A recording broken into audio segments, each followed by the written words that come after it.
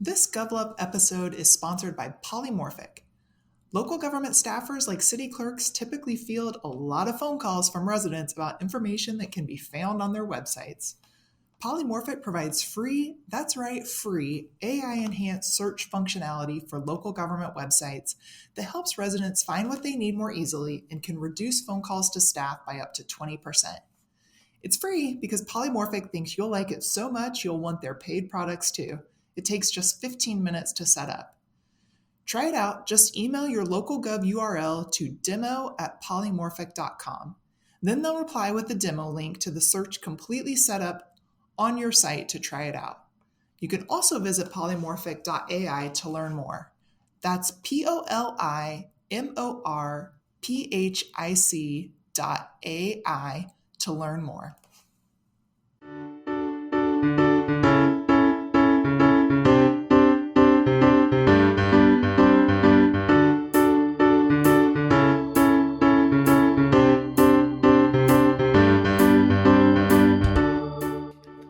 Hey y'all, coming to you from Jacksonville, Florida. This is GovLove, a podcast about local government brought to you by engaging local government leaders.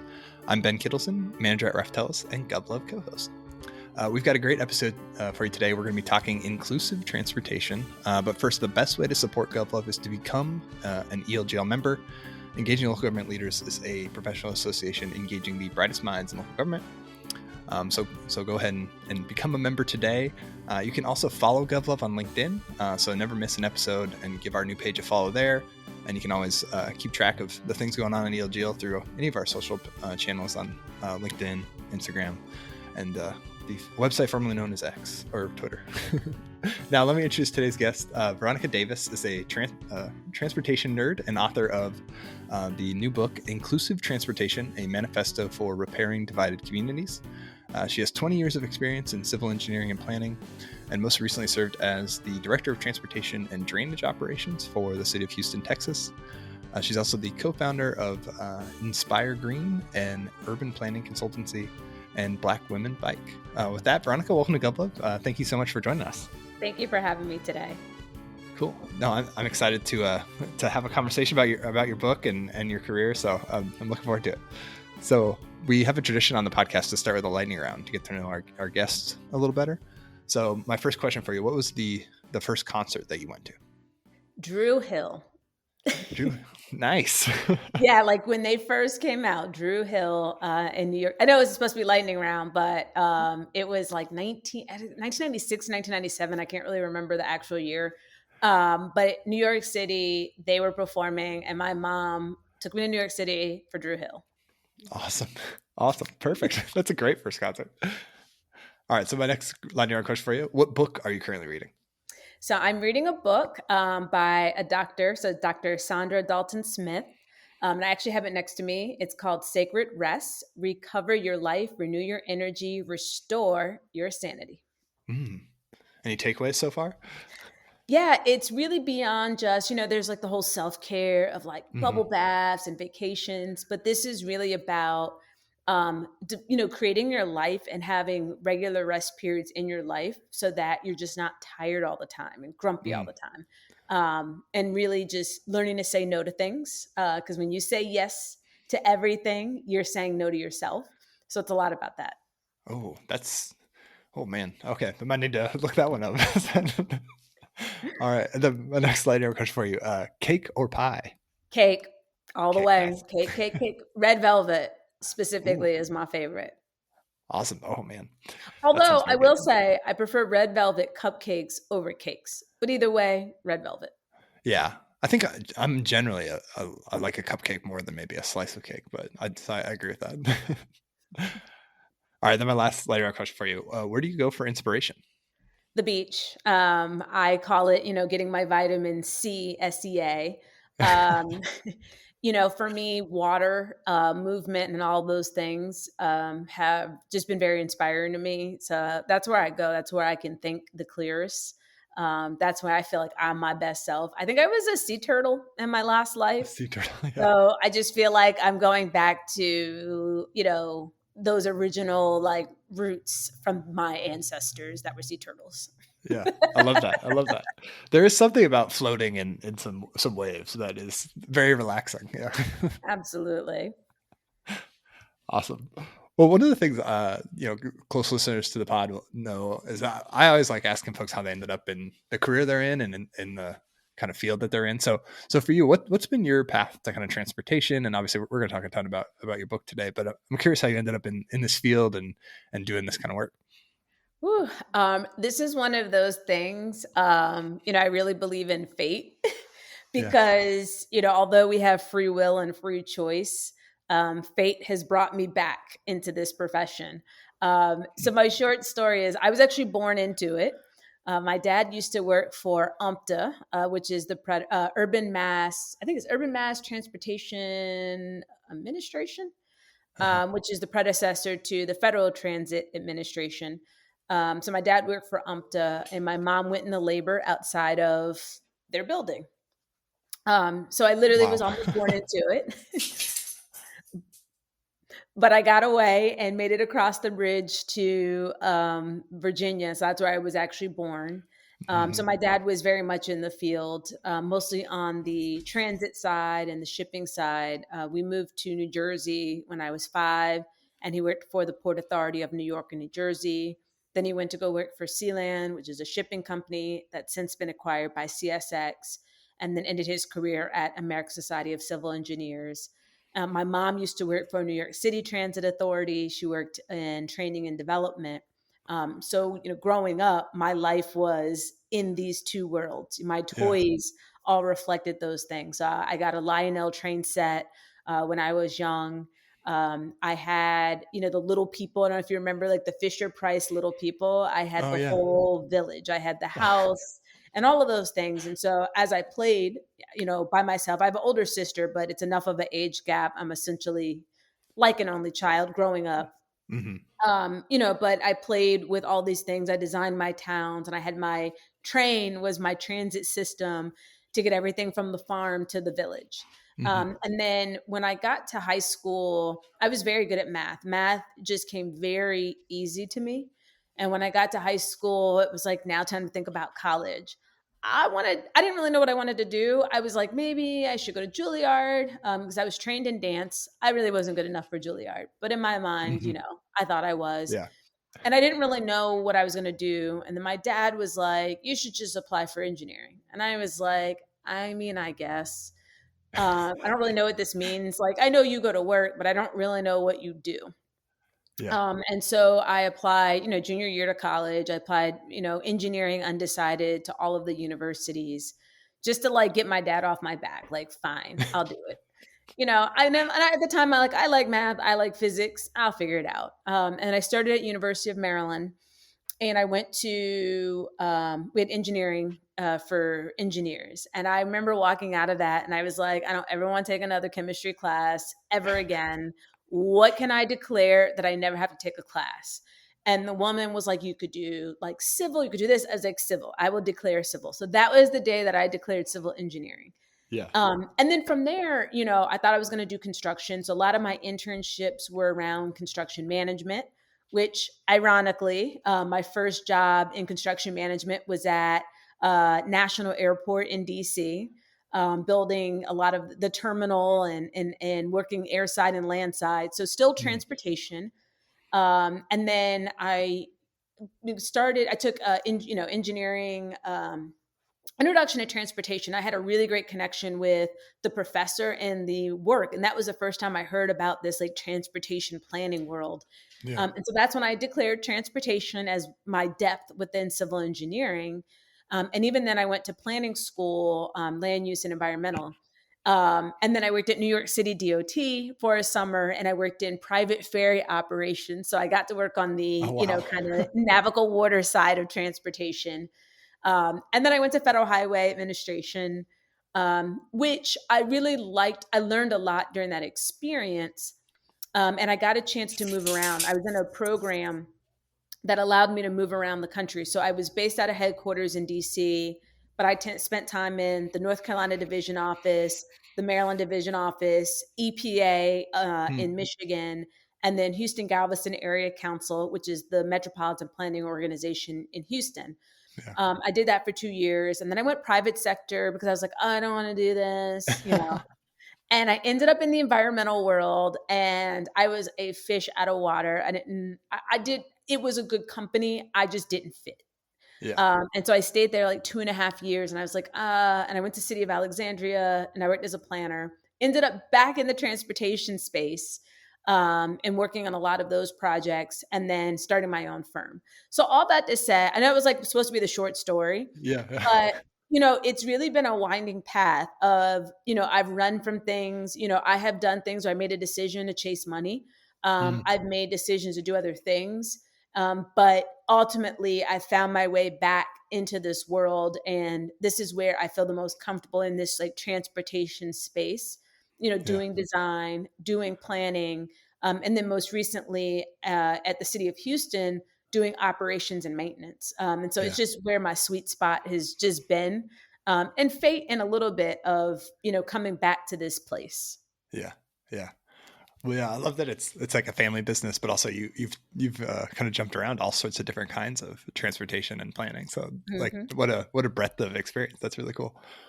So you mentioned Houston. So can you talk about you just finished 3 years there and left to pursue other opportunities. But can you tell our listeners maybe a little bit about kind of that role and and maybe some of the if there's any projects or things that you want to highlight from your time in Houston?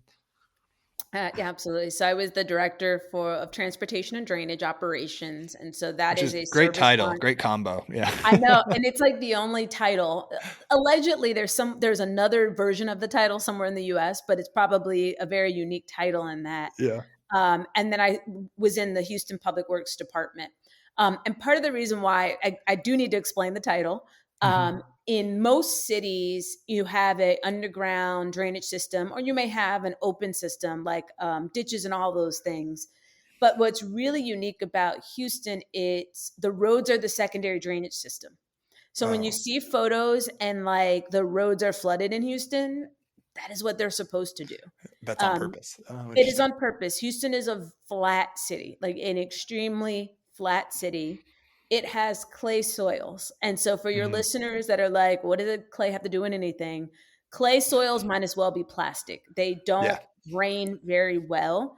And then they're highly the compression you get when it dries out, and the expansion, it's a lot more than what you would see with any other type of soil. So Interesting. you have a clay soil on top of it. So the water just doesn't have anywhere to go. And so therefore, everything is designed that, water goes in the ditches or the closed system. And then once those have reached capacity or can't take anymore, then the roads are designed to hold the water in order to save structure, which Mm. obviously too saves life, if you're able to stay in a structure. And so that's why they're so linked, because the sensitivity around drainage and people say, oh, but other cities, I'm like, you have to understand, even just doing a panel replacement and being off by a millimeter is enough to create drainage issues. Oh, So it's wow. very, very sensitive. Like every precision matters, to Hmm. make sure that the water's flowing. And there's streets in Houston where the street is the entire water conveyance system. There is no open ditch. There is no closed system. So that Huh. is your short lesson for why the title is the way it is. But I had Fascinating. a purview of 900 people. Mhm. About 700 were frontline, the operations and maintenance staff, split between drainage and that was closed system, open system, Yeah. vegetation management. So all the mowing in certain parts of the right of way, mowing of the ditches to make sure that you have capacity. And then I had the street side, both split between asphalt, concrete. I had bridges. There's 1,400 city-owned bridges, so Wow. maintaining those exact, and then building 4 bridges a year. It was a lot. And then the rest of my staff, largely engineers, project managers, and then support staff. And so that was really my role. It's to be the keeper of the transportation system, and moving projects along, some that were done by my team, usually projects that can be done in about a year. And then anything longer than that went to the capital projects team. So also being the client for the capital projects team. So, Awesome. that is what we did. In terms Yeah. of what to highlight, I hesitate to highlight because, we had a change of administration. And so with that comes a change of priorities. And so the fear is like highlighting things that, may not be the priority. Yeah. But I will say big picture, two things I can lean on. One, it's the amount of federal money that we were able to bring to Houston under the bipartisan infrastructure law, thanks to the members of Congress who voted for it, and then President Biden for signing off on it. But we were able to bring in well over $100 million Oh, of wow. that money to Houston, largely going to Black and Brown communities, areas of persistent poverty. And so that was, to me, a big accomplishment. The other thing that was a big accomplishment, and I know we'll talk a little bit more about the book, but in the 1960s, the city built a road through what was once called Evergreen Negro Cemetery. And in order to build the road, they removed about 400 or so burial sites and remains of Wow. Black people. Yeah. Don't know where they all went, but what we've discovered is that there are at least 33 evidence of burial sites that are still in the Esplanade, Oh my God. and at least 3 partially intact to fully intact remains. And as we talk about, the book, and we talk about the impact of the transportation system and how things were done, Yeah. this is a direct example of of that, and particularly a Yeah. neighborhood that has been pretty stable. And Mm. so you have people in the community now that have this, I don't I'll say anxiety for lack of a better word, because they're not sure if their ancestors are the people that got left behind. And then it raises questions of, well, for the ancestors that were moved, well, where did they actually go where you said that they were going to go? It brings up Wow. all of Yeah. these feelings and these questions, and particularly since you have people in the community that remember. Um, Yeah. and as part of a project, the remains, will be removed, respectfully removed, I should say, and they will be taken for DNA testing, so that we can determine gender, determine rough age, and then to be able to run it through public databases to see if we can get some kind of next of kin match, or if people want to voluntarily give their DNA to see if it's their ancestor, and then they'll be respectfully reinterned. But that is part of what the federal government says you have to do, right? You Hmm. have to do these things. But the step beyond that we took was, so there's 2 pieces of the cemetery that were left that just look like open fields, and the headstones are all Yeah. over the place. Hmm. And you had community members that were doing their best to take care of the cemetery and try to document the history and document who was there. And so they were able to get a donor to build a fence that went around the property. And then working with the previous administration, we were able to build these beautiful fence, brick gates, Hmm. as the entrance to the cemetery. So it's like a brick wall, these wrought iron gates, and then above it says, in wrought iron, Evergreen Negro Cemetery. So therefore, it defines the place, it defines the cemetery. And while it doesn't repair the harm, Hmm. it is above and beyond, and it is a recognition of, one, we shouldn't have put the road there. Two, we Yeah. did, and we should have done this when we put the road there. And, it's never too late to do the right thing. And before the previous mayor left office, we had a really great celebration with the community, to bless the gates, and do a Hmm. blessing on the gates and a blessing on everything and a blessing on the community. So that is something that I'm really, really, proud of my team, and proud of our ability to deliver that to the Yeah. community, when we didn't have to. Yeah. Yeah. Wow. No, that's a great example of both the kind of impacts of transportation policy in the past that I think you touched on in your book and wrote about in your book, but also like what cities can do now to kind of right some of those historic wrongs, like just the recognition and the care that it sounds like you and your Mhm. team had on that. That obviously doesn't, like you said, doesn't solve it or doesn't heal it all the way, but is way better than the status quo. Wow. And part of it, I think it is for a lot of communities, it's just acknowledgement, right? It's the acknowledgement of we did the wrong thing. And when we discovered it and we had a press conference, it fell through during Black History Month, but, we had a press conference last February about it. And it was, to be able to say, we did the wrong thing. We Yeah. acknowledge that this should not have happened. And while none of us up here were part of that decision, we are still the representatives of the people, right? We represent the organization that Mm. made that decision, and we are sorry. And so Mm-hmm. sometimes I think that, people can overthink this stuff. Yep. Sometimes it's as simple as just acknowledging, hey, we did the wrong thing and we should not Yeah. have done this. Yeah. Yeah, well said. Well, and the other piece, as you were talking, that sparked in my head from your book was the community has such a longer memory than we as staff in local governments can ever have, right? Like that they remember, and there's people with ties to that injustice from back then, and probably none of the people that are involved are, they've retired from government many decades ago, but the community still remembers that wrong. And that happens, I think, all over the place. I know that's happened in jobs I've had in local government where the community remembers things that the city did, you know, decades ago that are still feel very fresh to them. Yeah. Mm-hmm. So this is a good transition into talking about your book. So maybe we can start at a high level. What made you want to kind of start writing this? I know undertaking the writing of a book is a lot of work. So I'm curious, like what made you want to pursue this, and like why'd you want to get this manifesto down? So it's funny that I think the seed of writing a book, not necessarily this book. When I was 23, I was 22, 23. I was working for New York City Department of Transportation, and that summer I wrote this life strategic plan. For whatever Hmm. reason, I did it.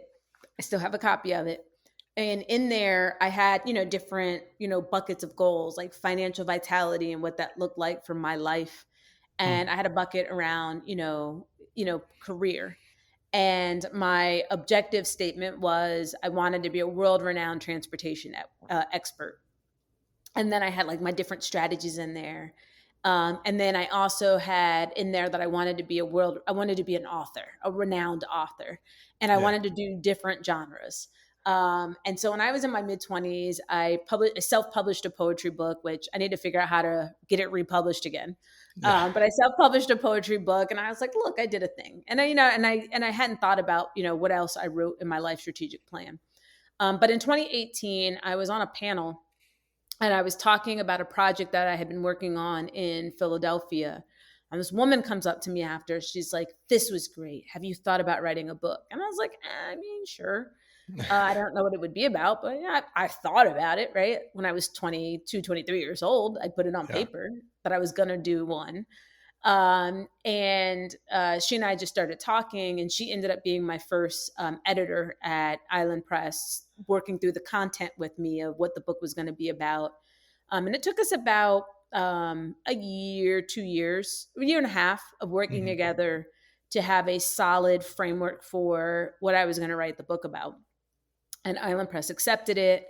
And then that's when I started writing. And so I say all this to say that sometimes you have a seed of a thought, Hmm. and it may take years, it may take decades, but eventually that thing grows into something else. And Yeah. a lot of how I wrote the book, I had been public speaking around different topics, whether it's equity and transportation design and all of these things. So it was going back and actually listening to some of my talks that I'd given Hmm. and fleshing out those ideas and fleshing out the stories, and fleshing out my experience into a bigger and longer book. And then, of course, you have like your plan, and then you start writing, and you're like, nah, this isn't working.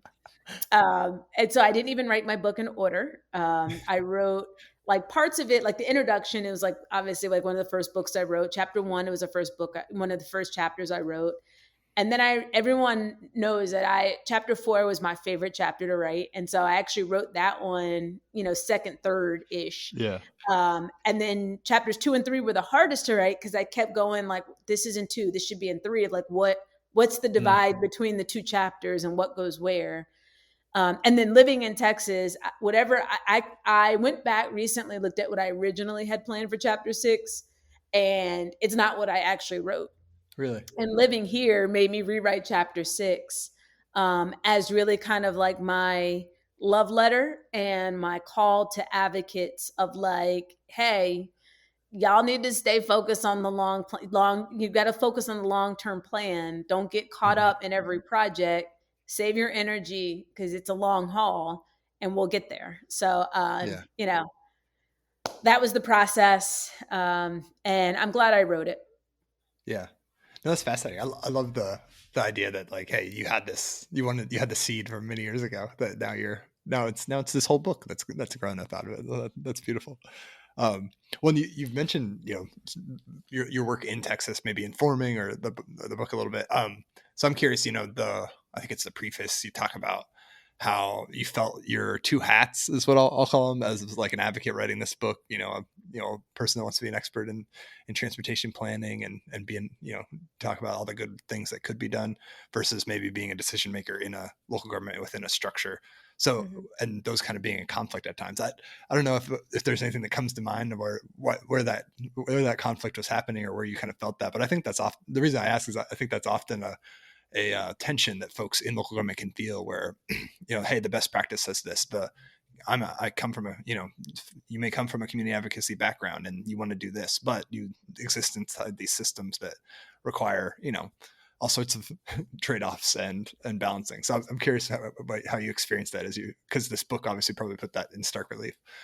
Absolutely. And part of it, and I have my little jabs at the, kind of advocacy community in chapter 4 when I talk about the different types of stakeholders. And since then, in any talk that I've given, the advocates don't like being grouped with the naysayers. And I'm like, but you guys are 2 sides of the same coin.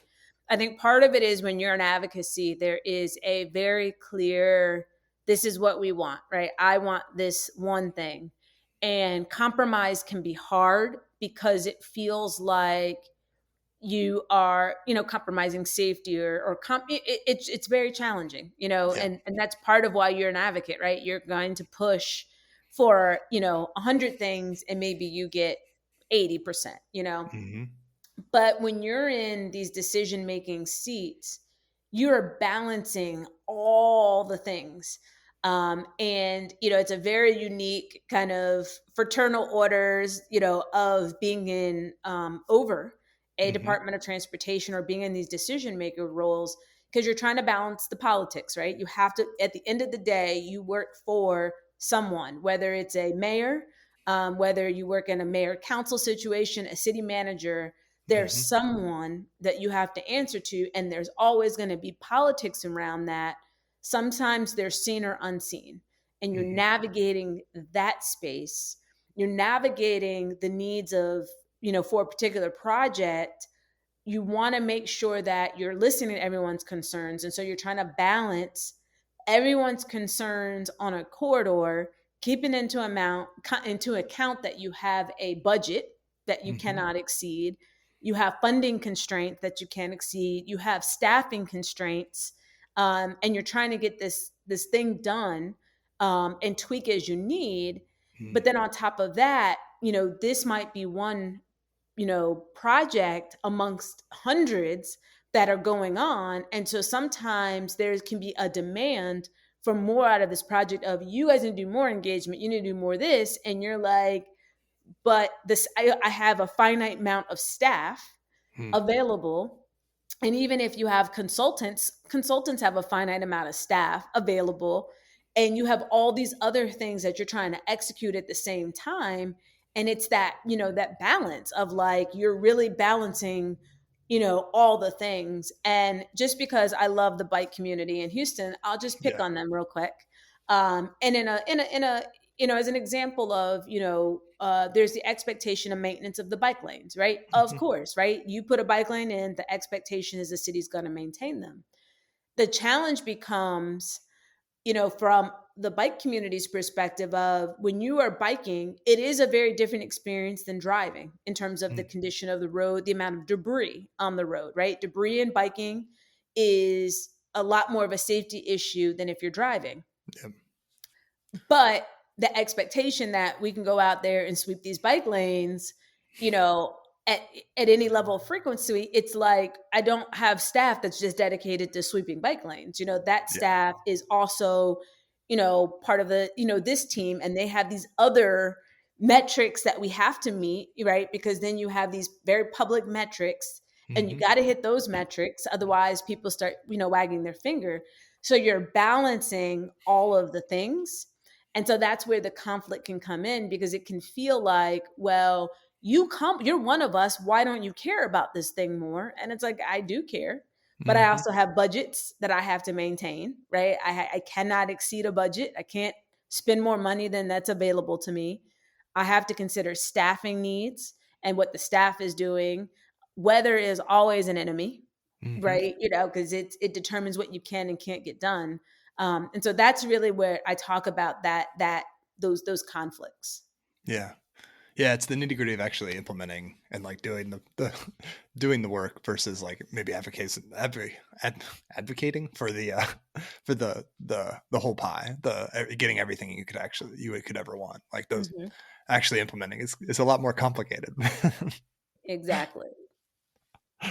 Awesome. No, that makes total sense. And so I think you touched on this a little bit in one of your earlier answers, but one of the things that you kind of frame the book around is equity. And so I'm curious, there's I enjoyed your discussion of equity and kind of maybe how some of our current definitions get some things wrong, and then maybe what's worth considering especially around transportation. So could you talk a little bit about like, why you wanted to talk about equity as one of the early chapters, and then like how that frames kind of your thinking and your approach to transportation planning?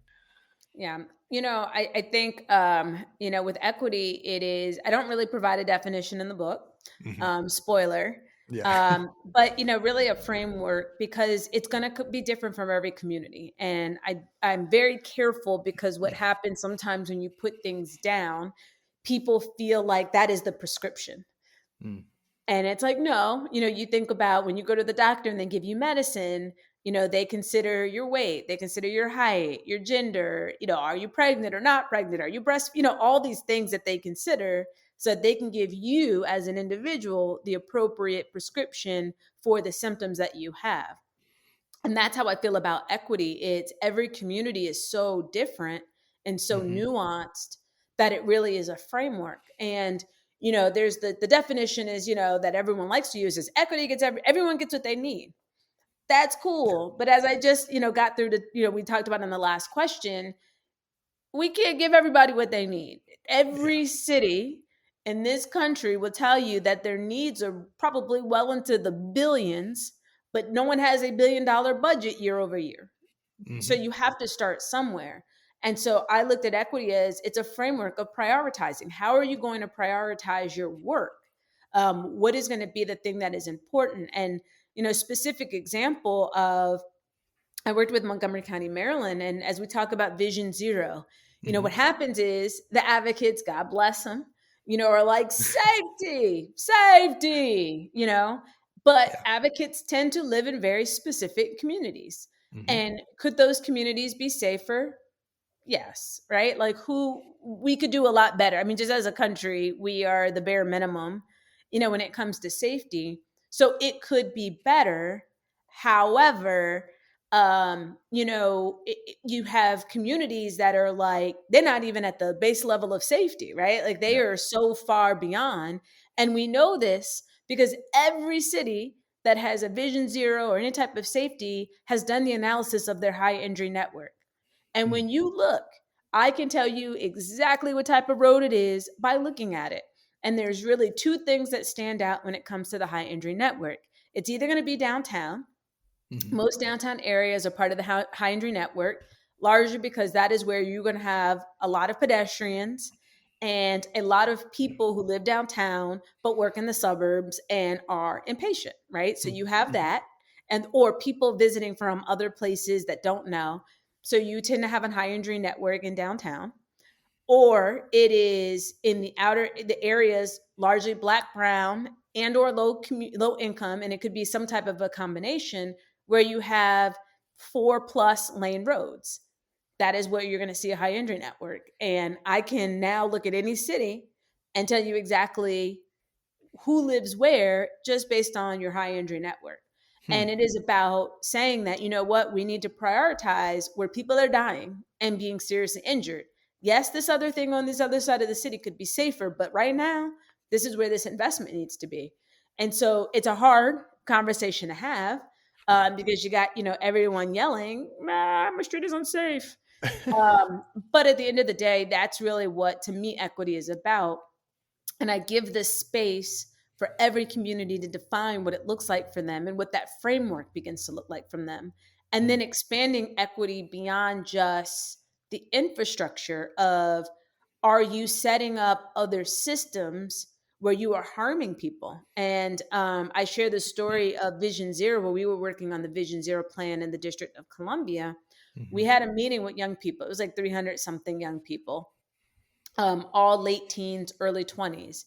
And, that we had an honest conversation around quote unquote jaywalking. And, some of them were like, look, I'm not jaywalking, or I'm not walking against traffic just because I'm trying to be a jerk. I've done my own internal calculus. And for me, the risk of being hit is significantly lower than if I walk to the corner and have to deal with this group of dudes that are at the corner. That is a higher risk to my person than a vehicle. So I'm going to take my chances jaywalking. And it caused us to really soften a lot of the enforcement language, other than dangerous driving is really what we focused on for the enforcement.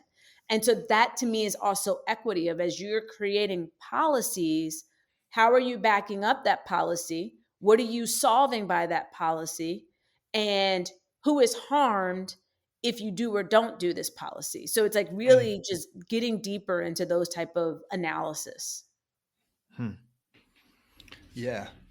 Well, and to your point, it's so specific to the community and the population. You can't take what works for equity in Montgomery County and apply it to Houston. You've got to figure out what are those, unique dynamics for the community that you're in. You can't import them, right?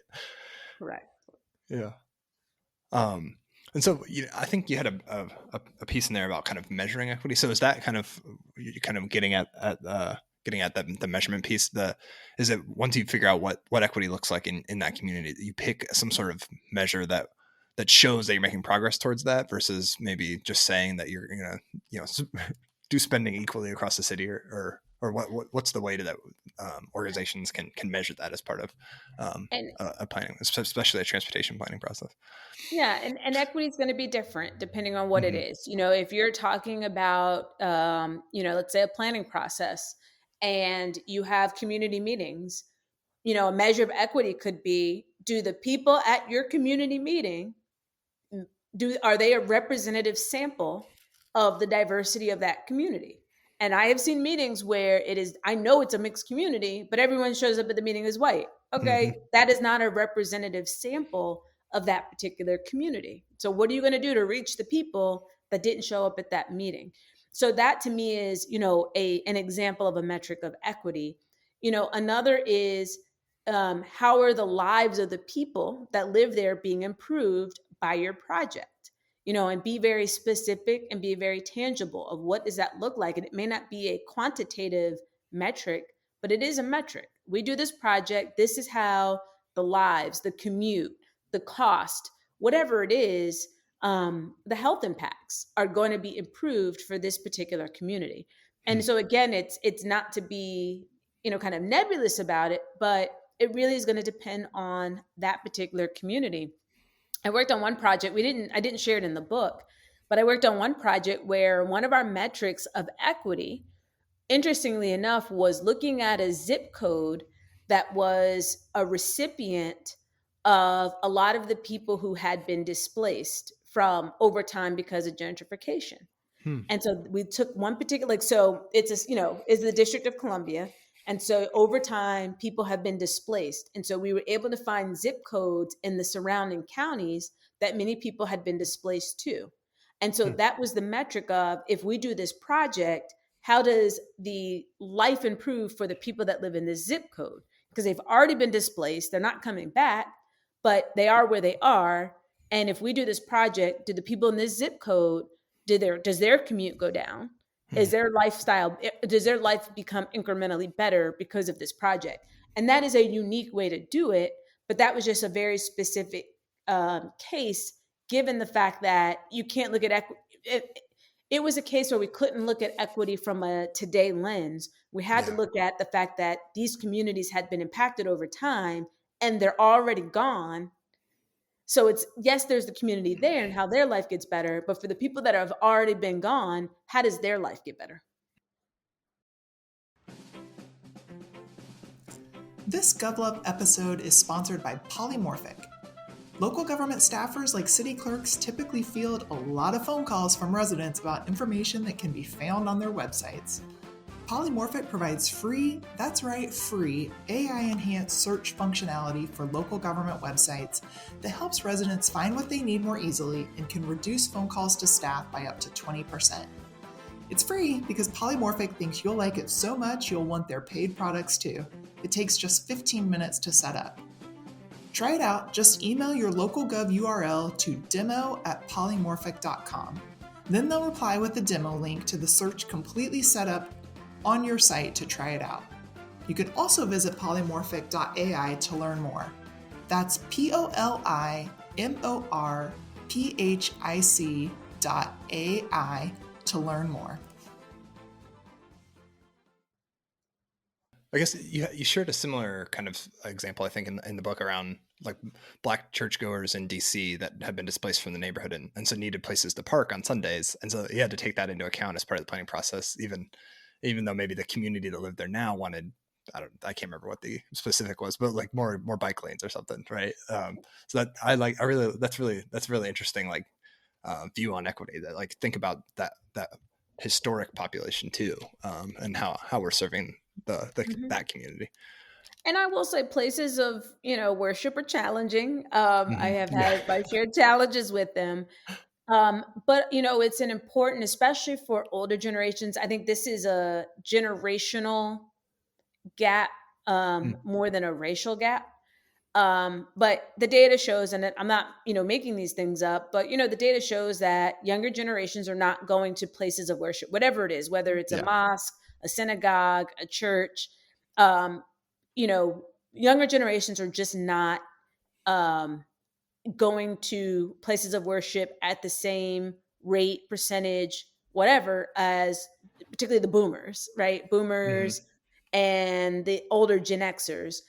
They're just not. But when you look at the boomer culture, church is the family's church. And I know I share in the book about my family was displaced in Mm-hmm. order to build I-10 in the 1960s. But my family's church was like right around the corner. So that was the church my family went to. But even after being displaced, my family went back to the family church. So Yeah. even though they drove by however many churches Yep. from their house to that church, it is the family's church. And so not even just, decades. So you die in my family, you are going to be funeralized in that church because Mm-hmm. that is the family church. And my aunts and uncles who have passed away were funeralized in that church. Both of my grandparents were funeralized in that church. That is just the family church. And I think that's just a very, older generational thing of, it is always going to be the family church, no matter Mm-hmm. how long you've been gone. I had an aunt on my dad's side. My aunt passed away, and she was funeralized in the family church, despite the fact that she, had lived almost 60 years away from Yeah. that particular community. It's no, you come home to your church. And so I think it's important because it's a cultural um, competency. I don't know quite the word, but Mm-hmm. there's that cultural divide that I think sometimes Mm. advocates can miss. or not understand of like, why are these people like coming back to this church? Mm. And, it can be very easy to say, well, you all live out in so-and-so, just move the church. It doesn't work like that. For a Yeah. lot of these churches, they have been the anchor of the community for so long, or, the synagogues, they've been the anchor of the community for so long that it's not just as easy to just, pick up and move. And so that is the care and the balance that happens anytime you're dealing with, places of worship, Yeah. particularly Yeah. since those that have been there for long, for decades and decades and decades. Yeah. Yeah. No, that's a really good point. Those community institutions, like they mean something different than just whatever neighborhood store it might be on the next corner. Yeah. Correct. Yeah. So kind of one of the themes throughout the book is kind of engagement, particularly community engagement, and how, local governments and planners, and I think it's almost like you're writing to project managers for for transportation projects. I love it. How they could do things differently or better. And so maybe as the starting point, what does the current maybe practice of engagement get kind of wrong about community engagement, or like what's maybe wrong about like the current approach? I think it's a few things. One, and I share in the book, it's like, traditionally it's you hold a meeting in the evening, maybe you get really savvy and hold it on the weekend in the morning. It's in some elementary like basement or, lunchroom, and you get people around and you have like this engagement meeting. And sometimes it's very creative. I will say that, a lot of tools may be used. It can be very creative. But what it gets wrong, it's one, it's what I refer to in the book as the silently suffering. They're often left out. They don't have time to go to your community meeting. And it's not that they don't care. It's not that this thing is not important, but life is, as the kids say, life be lifing. Yeah. And, people are trying to survive. They're trying to get through the day. They're trying to feed their family. They're trying to get to that next shift of work. They're trying to just sit down for a minute. And they're not able to participate in that way. And, one of the things I do share is we worked on a project. It was a transit project where we actually set the meeting up in the bus stop. And from a demographic perspective, we got a better representation of the broader community than if we had than for the same meeting, for the same project that we had in a elementary school cafeteria. And part of it is, you have to definitely structure the meeting to be very focused with questions, but we made it so that people could participate. You step off the bus. Hey, you got time to participate. You're waiting for the bus. Great. 2 minutes. I just need 2 minutes of your time while we're sitting here. And you can talk to me and tell me of what you think. And so I think that is one of the things that I just offer is kind of tangible of ways that we can do community engagement different. And then the other piece is, I've been on projects with really great community engagement, but it did nothing to inform what we were doing. And so it really has to be the engagement team and the planning team really need to be one. Yeah. Or, the design team really need to be one, because it really is, you have to be able to respond to the concerns or listen to those concerns and not allow public comment to just go into an abyss. Like, how are you framing the questions to get what you need? And how are you being honest with the communities? I think sometimes there's this, okay, tell me what you think, tell me your problems. Their problems, right? They've emailed you, they put in 311 requests, you know what the problems are. It's really starting with, hey, here's how we heard about your problems. Did we miss anything? Okay, now here are some possible solutions to your problems. Let's take your temperature. How do you feel about this? And you get a different result because now you're not stuck in this problem phase. You can focus on the solution phase, and they're being able to provide direct input into the solution. And so it's just an overall, to me, better process. Yeah. Well, I really love what you said. And I was highlighting all sorts of stuff as you were talking about this in the book, but the shift from just using engagement as a checkbox to be like, hey, we did community engagement in case anybody asks, to fully integrating it into the design process. like that. I mean, you could do that for any kind of project in local government that has an engagement component, like, from community engagement around the budget, like making sure that actually informs something, not just is something that's done to check a box. And then I love the idea that you had, and that you just touched on, of start with the complaints you already have. I'm sure every local government in the world has tons of complaints about, especially transportation, for that could inform a project if you go out and actually find and use that data. So, do you have any examples of where you were able to start from that? Hey, we already have this wealth of information, so now we can kind of accelerate the engagement process, and maybe what that looked like. Yeah, so one of the examples I share in chapter 5 is a livability study that we worked on in Mm, my old company. I actually specifically managed the project. And part of that was pulling all the 311 we could find over the last couple of years. We had a meeting with all the different within the department, like, y'all come sit in this meeting and tell me what you all know. And everyone's going to give a different thing, right? So you mm, had, the person representing water, wastewater was like, hey, this is what I heard.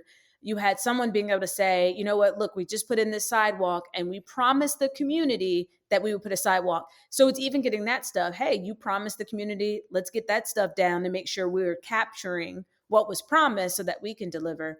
So looking at that, pulling old, plans, studies, pulling emails, like, hey, can you pull your emails to see if there's anything that you've heard from this community, or who are the people that have reached out to you from this community? mm, And so when we went into that first public meeting, we actually had a lot of this stuff mapped out of like, hey, this is what we've heard. And then we created a wiki map, mm, basically crowdsourcing, where people could say, yep, this is where people are speeding, this is where people aren't stopping. So we had that as well. So when we went into the first meeting, we were able to isolate, hey, this is where, so based on what you all have previously told us, based on what you told us now, and based on what we're hearing, here's where you're really having the issues. Did we get it right? And so I walked through that example of a project in chapter 5. mm. Yeah. No, I love that. And I think this also gets at one of your other themes, is like the shift from, as local government practitioners or consultants or whatever, just focusing on process to thinking about the people that we're impacting. And like that's a really good example of that. Like, the people have already said a lot of things. Let's hear what they have to say and see if it can inform our work, rather than expecting them to give it to us again as part of this process. Absolutely. And even things like people, there was one livability, it's not in the book, but there's another livability study we worked on where there was a large Orthodox Jewish community. Mm, And because we had pulled information already provided, a couple of the synagogues had already prepared this report of where their worshipers were coming from. And particularly when you have Orthodox and they're walking, how they are walking there and the issues that they're encountering as they walk. So again, it's taking that, oh, wait, great, we have what the issues are. Here's some ideas that we can solve those issues. It begins to move into a solutions conversation mm, versus, okay, tell me again what your issues are. yeah. And then even if you need to do additional data collection, you now have a framework that could get mixed, because a lot of times the dirty secret in transportation is a lot of time data collection is going to be around the quote unquote peak hour, and that's Yep. where you have the most people moving. And we've designed our systems around that, peak hour in the morning and the Hmm. afternoon. And that's why we have an over designed system. But it can miss the things like school drop off and pick off, which is not quite in that peak. It Yeah. could miss things like places of worship, where you have, people who are walking in order to get to their place of worship, and it doesn't get picked up because it's a weekend. Or a lot of places of worship, they got choir practice and then Bible study, and that's going to be in the evening at night. So all of that stuff gets missed if you're not paying attention and listening and Hmm. observing in that community. Yeah. No, that's a really great point. Not just focusing on the easy data to collect, like the counting the number of cars during peak hours, but thinking about all the uses for the whole community. That's a really great point. I love that. Um, So I think you touched on a little bit how chapter 6 was your last chapter was kind of hard to write as you were thinking about going forward, but and you also framed up, I think, in the either intro or preface about um, whether the transportation industry was ready for change. So I'm curious, as you think about kind of reflecting on the book, and obviously there's a ton more that we didn't touch on, that so folks should definitely buy the book, and we'll put a link to it in the show notes. But is the transportation industry ready for change? Where do you kind of see things going forward? I'm curious on kind of your perspective on all this. I will say this. I think that, movements take a long time. Mm. And I will get specific. When you look at the civil rights movement, it can be very condensed, right? Because it's Rosa Parks was tired. She sat down. There was a bus boycott. Martin Luther King had a dream. And then boom, we had the Civil Rights Act of 1964, right? Like it feels like a very condensed timeline. But when you actually look at history, it started really right after the conclusion of the Civil War, because you had the Civil War, you go into this period of Reconstruction, which was actually a very positive. I won't say positive. Let me state it this way. It was a place where Black people were actually in a moving towards thriving. I'm not going to say they were fully thriving, but moving towards. And so when you looked at Congress, you had Black people that held seats in Congress and on all these things. And that was like, that first period of Reconstruction. But then, white people were like, nah, we just want to, we thought jail was going to be free and come back and work for us. We don't want to see you thriving. So now let's introduce segregation, which was upheld 1896 with Plessy versus Ferguson, which upheld the separate but equal doctrine. Mm-hmm. That's 1896. And so even before we get to Rosa Parks, there were so many, boycotts that happened. You had Elizabeth Jennings in New York, who got on an all-white streetcar in, I forgot the year, but it was in the late 1800s, and she refused to move. So you had all of these things that happened. Then you have Emmett Till, and that's in like the 1940s. You get into all of this, all of that lead up into getting to the Civil Rights Act of 1964, right? And so you think about that time period, and then even once you have that, it was still a fight for several more years after that, to which now you have a fight of people attempting to undo it. And so I say that because in the transportation advocacy space, it can feel like, but I've been fighting. Bruh, this is a generational thing. This isn't just one project. It is a long-term generational struggle, because the pendulum is going to continue to swing, and it will swing in different directions. And sometimes it will overcorrect itself.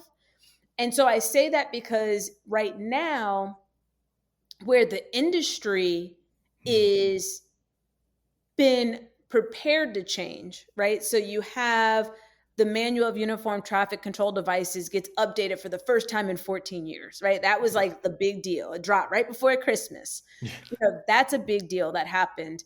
You have the Institute of Traffic Engineers that are grappling with Vision Zero and how do we relook at things. And so I anticipate, in the next couple of years, those design lines will come out. And then we're going to, drag the AASHTOs, the American Society of State Highway and Transportation Officials, we'll drag them with us, right? So you have an industry that's starting to shift, but you have the politics that are shifting in the other direction. Yeah. And I don't know that this advocacy, the advocates are prepared for this, because they've been, and it's been a fight, and we've gotten to a place where you finally have momentum in your direction. And now you have leadership in different cities that are pushing it in other directions. Plus, you have different other outside groups that are pushing things in other directions. So we have to really be prepared and maybe change tactics, do things a little bit differently in order to continue forward. And I will give a very specific example. There was an article that came out last week, maybe, and it was about the firefighters union in LA. Yeah. And how they are putting up a big fight against designs, right? So we've gone through all this effort to get to design standards, and now the firefighters union is pushing back against all of those designs. And that's what I mean of you have groups that were maybe considered allies at one point that are now pushing in the opposite direction. So Yeah. it's a long term, it's got to be a long term. And that's why chapter 6 is written the way it is of you have to have a long term vision. Otherwise, you're going to be very frustrated. You're going to be very tired. And again, I parallel that with the civil rights movement. It wasn't just this decade, it was decades in the making. And even now that we have these things in place, you still have your civil rights leaders that are fighting to protect what they fought to get. Yeah. Yeah. Yeah. No, that's a great point. And putting that in perspective is maybe not inspirational, but helpful in like making sure that like each like step in the right direction is a good thing. Yeah. Mm-hmm. Well, awesome. Well, like I said, for our listeners, you should definitely check out Veronica's book, Inclusive Transportation, a Manifesto for Repairing Divided Communities. There's a lot more than what we've covered today. So what's next? What are you working on that our listeners ought to look out for, other than ordering the book and adding it to their shelves? So what's next? Right now, I'm in a period of rest. There's an author, Octavia Rahim, that calls it the liminal space. And it's that space between an ending and a beginning. And this is the space that you discover who you are in yourself. So that's what I'm doing. I'm resting. I am taking long walks. I am, just in a place. I'm headed to the beach. I'm gonna go sit on the beach for a little bit. So that's where I am right now. I will be talking at the Bike Summit, the National Bike Summit in March. And I have some other appearances that I'll be making throughout the year. And then what's next for me professional, to be determined. We'll see. We'll see what happens. Well, awesome. Well, whenever you figure that out, you're welcome back on GovLove anytime. This has been really fun. So our traditional last question on the podcast is always the hardest. If you could be the GovLove DJ, what song would you pick as the exit music for this episode? I'm going to pick Jill Scott, Golden. And it's, living my life like it's golden. So that is where I'm at. That's the space that I'm in right now. So that is my exit music. Awesome. I love that. Our producer will get that queued up. And that ends our episode for today. Veronica, thank you so much for coming on and talking with me and sharing all your expertise and your experience. This has been really awesome. Thank you. And for our listeners, GovLove is brought to you by engaging local government leaders, and the best way to support GovLove is to become an ELGL member. You can reach us online at elgl.org/GovLove, or you can follow us on LinkedIn at the GovLove podcast page. Never miss a new episode and connect with other GovLove listeners. Subscribe to GovLove on your favorite podcast app, and if you are already subscribed, go tell a friend or colleague about this podcast. Help us spread the word that GovLove is the go-to place for local government stories. With that, thank you for listening. This has been GovLove, a podcast about local government.